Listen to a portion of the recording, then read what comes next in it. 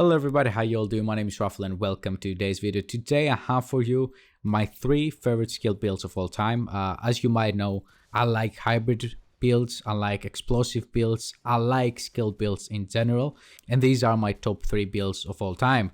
I've showcased I think all of them in the past in very old videos. So if you're an old subscriber, you might actually remember this. If you are a newer one, you might not have seen them. So let's get into the first build. The first build, which is by far my favorite build, revolves around explosive damage. In case you don't know, I don't know for what reason, but I really like explosive damage in this game. I like Seeker Mines, I like the explosive sticky bomb, I like anything that has to do with explosions. So I've played actually quite a lot with Seeker Mines, and I've come to the conclusion that this build over here is the best one, at least for my liking. Someone else might prefer a hardwire build. I prefer this build over here. We will get into the pieces in a second. First, I want to show you some gameplay and talk about the build in general. So stay with me. The whole idea of this build is to have as low cooldowns as possible, and that's why we're running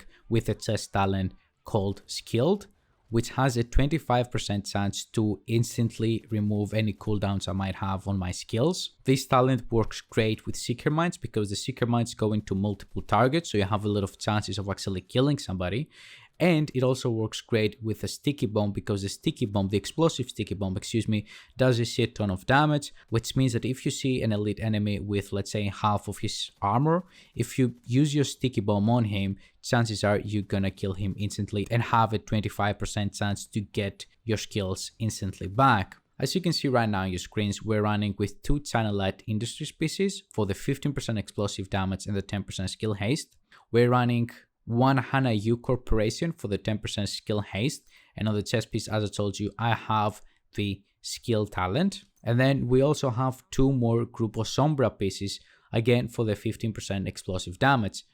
Seeker Mines and the explosive sticky bomb get more damage by having explosive damage on your build, not by having skill damage on your build. So that's why I wanted the 2 Grupo Sombra pieces. When it comes to the rolls, you can obviously guess I have everything on skill damage and skill haste, except the 1 roll on my knee pads, which sadly I cannot recalibrate to skill damage, and it is a 5.5% critical hit chance. Ideally, you want that to be 10% skill damage, but even without that 10% skill damage, as you saw in the gameplay, both my Seeker Mines and the sticky bomb works like a charm. My gear mods are obviously again skill haste because we want to have as fast cooldowns as possible in case we don't manage to proc the skill talent. We don't want to wait 25 and 30 seconds for our skills to come back. My CK Mines have a 19.9 second cooldown and my sticky bomb has a 13.8 second cooldown. However, these two go down by I think 2 or 3 seconds as soon as we get all our stacks in the memento. Since we mentioned the memento, let's talk about it. We want the memento mostly for the long-term buff. For every trophy collected, gain an additional plus 1% weapon damage, so we're going to get 30% weapon damage out of it. 1% skill efficiency, so we're going to get 30% skill efficiency. For those of you who don't know what skill efficiency does, 1% of skill efficiency is 1% skill haste, 1% skill damage, 1% skill repairs, and things like that. And then, last but not least, we have the 0.1% armor regeneration for 300 seconds. So that means we're going to have 3% armor regeneration for 5 minutes. Obviously, when we maxed out our long-term buff, when we get those 30 stacks, our build becomes a lot more powerful than it is at the start of the fight when we don't have all our stacks up. The short-term buff of the memento is actually helpful as well, but because as you can see we don't have any blue cores other than the one that's coming with the memento, we don't want to be running around all the time collecting them because it might actually get us killed. But the short-term buff, when you actually activate it for 10 seconds, we will get 5% weapon damage, 10% bonus armor, and then another 30% skill efficiency. For my weapon, of course, I decided to go with a capacitor simply because of its talent. Shooting enemies build stacks to a cap of 40. Each stack grants 1.5% skill damage. After 5 seconds, stacks decay 1 per second. For its skill tier, gains 7.5% weapon damage. So because we have the 6 yellow core attributes, the 6 skill tiers, it's like we're running around with 3 red core attributes for a capacitor, plus the 1 and the memento, that's 4, plus the 30% weapon damage from the long-term memento buff, that's another 2 red core attributes. So the capacitor is going to be performing like it has 6 red core attributes on it. The last thing I want to mention about this build is of course the specialization. We want to choose the demolitionist simply because it gives us 10% increased explosive damage, affects explosive grenades, skills and effects.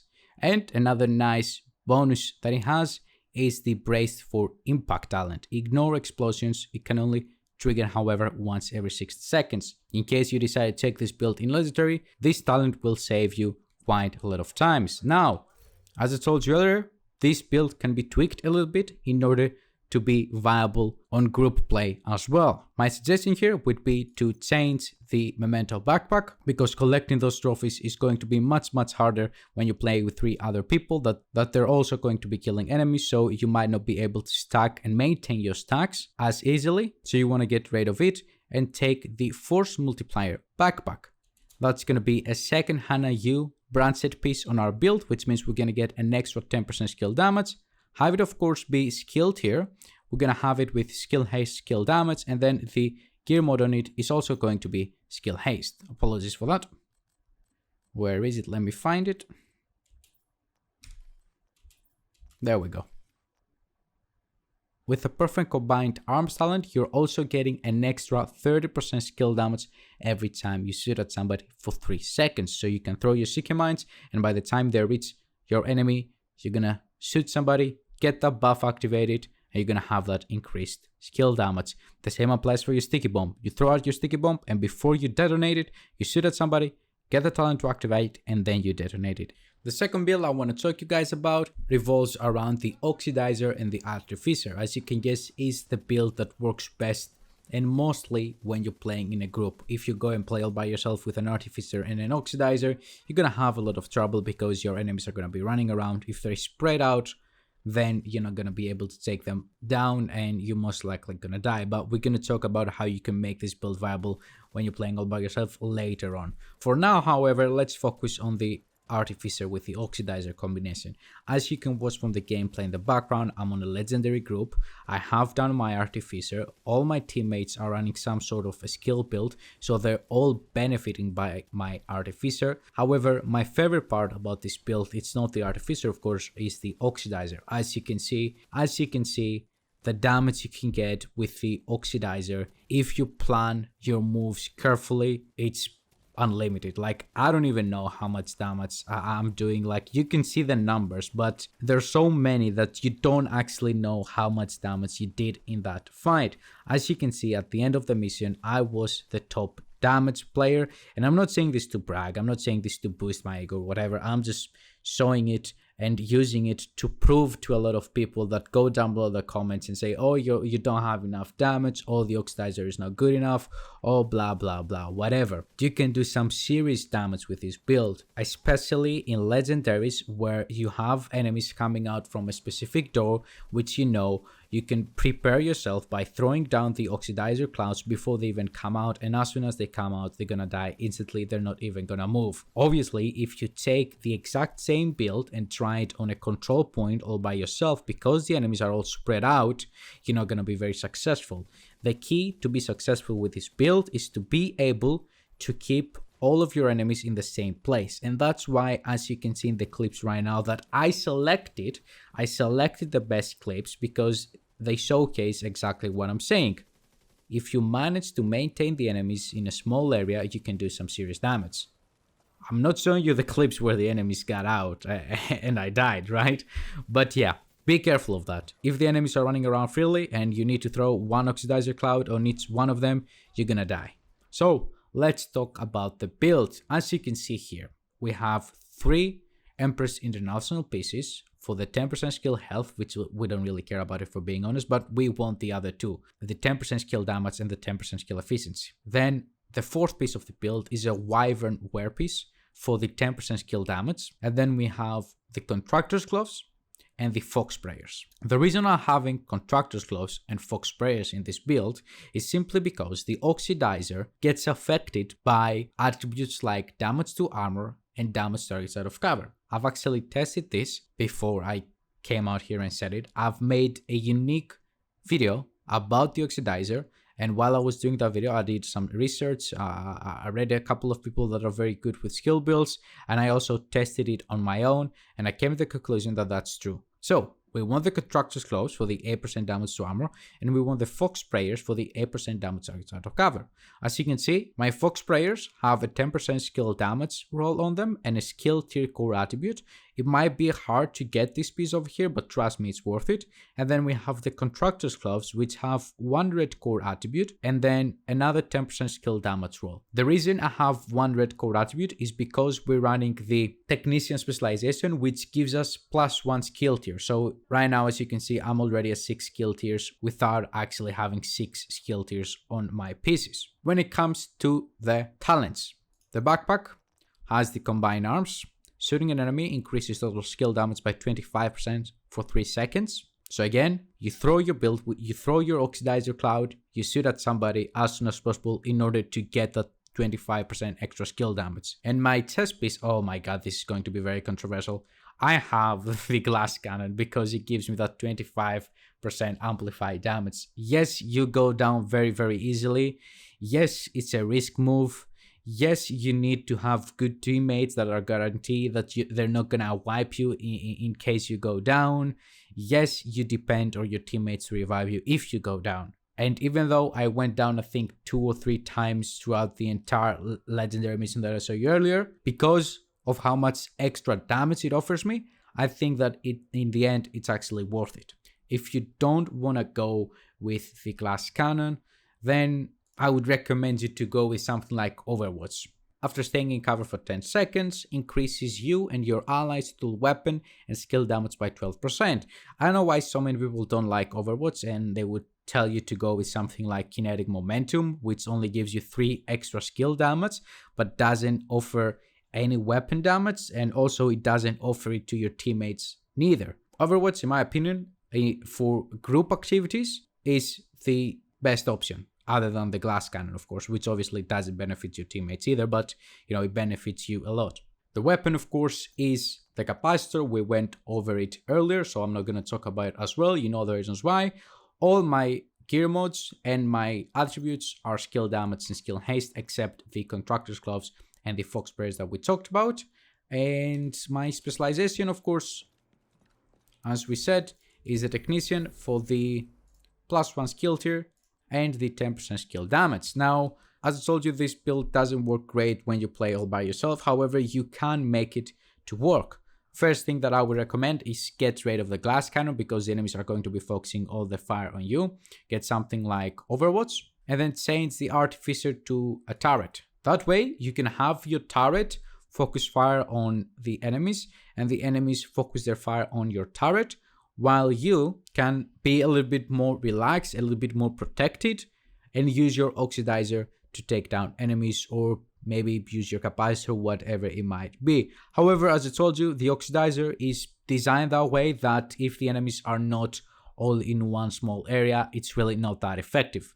Moving on to the last build, of course, we have the very known Striker Drone Attack Turret combo with the Waveform Exotic Holster, 3 Empress International and 2 Hana U pieces, or 1 Hana U piece and 1 Wyvern.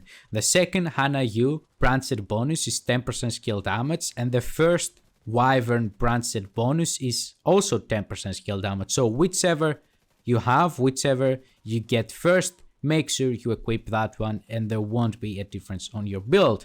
Now, this build works excellent both when you're playing in a group and when you're playing all by yourself. I recently made a video about this build and I talked about how you can get rid of one of the 2 skills and get the Artificer instead.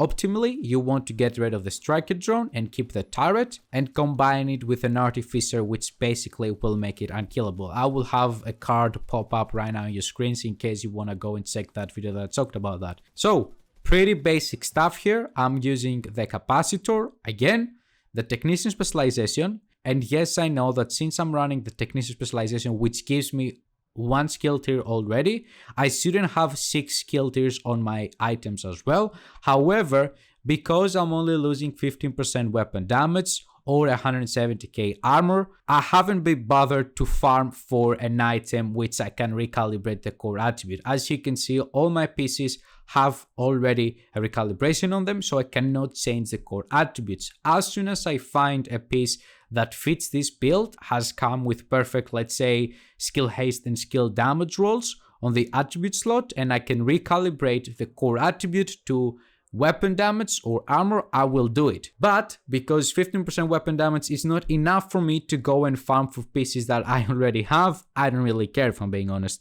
When I made the video about this build, people completely lost their minds down below in the description, even though it was one of the very first things I mentioned in the video. Make sure you don't go with 7 skill tiers like I am, but go with 6. At the end of the day, people will find a reason to complain down below in the comments. They always do, so I don't really care. Now let's go over the pieces. We have 3 Emperor's International again for the 10% skill health, 10% skill damage, 10% skill efficiency. We have the Waveform, which has a really nice talent. Generate a stack of 3% skill damage on one of your skills every second, capping at 10 stacks. After 10 seconds at the cap, the stacks transfer to your other skill. The process then repeats ad infinitum. So as soon as you build your 10 stacks in the first place, after that, those stacks will keep transferring from one skill to another. So you will always have 30% skill damage from the Waveform talent. Sometimes that 30% is going to be on your turret. Some other times it's going to be on your drone. Sometimes it's going to be 10 and 20. Sometimes it's going to be 15 and 50. We don't really care about that. What matters is that you have a total of 30% extra skill damage from the talent. Then we have the 2 Hana U pieces, as I told you, for the 10% skill haste and 10% skill damage. All our rolls are skill damage and skill haste. My gear mods are critical hit chance. Since my skill haste is already pretty good, I'm getting my skills back in about 10 with 12 seconds, so I don't want to invest more in skill haste. I will only gain a couple of seconds, maybe 1-2 seconds. Meanwhile, the 18% extra critical hit chance that I get from the critical hit chance rolls that I have gets me close to 40% critical hit chance in total, which is nice to have. Is also dealing some nice damage. When it comes to the talents on my backpack, I have the Perfect Combined Arms again. It's one of my favorite talents to play with, and that's because I always try to shoot at enemies at all times. If you're not like that, if you don't like shooting at enemies at all times, a very, very good option for you would be, let me actually find it because I do not remember the name of it. Tech support, here we go. Skill kills increase total skill damage by 25% for 20 seconds. Obviously, you're losing 5% skill damage. However, that's not that big of a loss, if I'm being honest with you. And this skill over here and this talent over here allows you to never shoot your weapon. You can sit behind cover all the time and all your talents will be active. You will get those bonuses from your talents and your skills will just be melting everybody. I'm just going with the Perfect Combined Arms because it just suits my playstyle a little bit better. When it comes to the chest piece talent, I know again a lot of people are going to disagree about the Overwatch. They would say something like Kinetic Momentum. However, as I said earlier, Kinetic Momentum offers you 15% skill damage.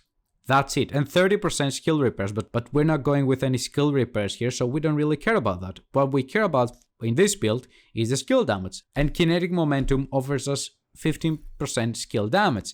Now, the Overwatch that I'm running over here gives us 12% skill damage, which is 3% less. However, it also gives us 12% weapon damage. And the best part is that it's not only for us, it's for our entire group. So my teammates benefit from it as well. In order to proc this, you need to stay behind cover for 10 seconds. And since we're playing with a skill build, I'm assuming you're going to be spending most of your time behind cover. So I think for the best part of your mission, your control point, or whatever you might be doing, this talent here is going to be active and it's going to be benefiting both you and your teammates in both your skill damage and your weapon damage. That's why, in my opinion, Overwatch is a much better option than Kinetic Momentum.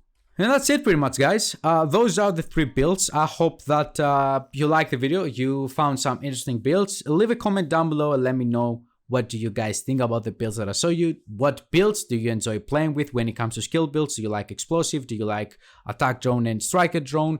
What do you prefer? Thank you very much for watching the video. If you enjoyed, please make sure to drop a like and subscribe for more content. Have a wonderful day, everybody. Bye bye.